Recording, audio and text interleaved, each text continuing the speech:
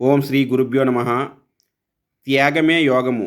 మనము ఎంత గాలిని పీల్చుకుంటున్నామో అంత గాలిని విడువక తప్పదు. విడువకుండినా మన ఊపిరితిత్తులు దెబ్బతింటాయి. ధనమును సంపాదించవలసిందే, విద్యను నేర్వవలసిందే.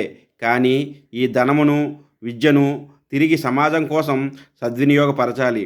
ఆ విధంగా సమాజంలో సద్వినియోగం చేయకున్నచో ఆ ధనము మట్టితో సమానమే. ఏ సమాజము నుండి మనము ఆర్జించామో తిరిగి ఆ సమాజమునకే మనము వాటిని అర్పితం గావించాలి. అదే నిజమైన సేవ. కానీ విద్యార్థుల యందు ఈ విధమైన త్యాగభావము కనిపించటలేదు. ప్రోగు చేసుకోవడం ఇది జీవితంలో వన్ వే ట్రాఫిక్‌గా ఉంటుంది. తీసుకున్న దానిని మనం తిరిగి సమాజానికి తిరిగి అందించాలి. అప్పుడే మనము ఉన్నత స్థాయికి చేరుకోగలము.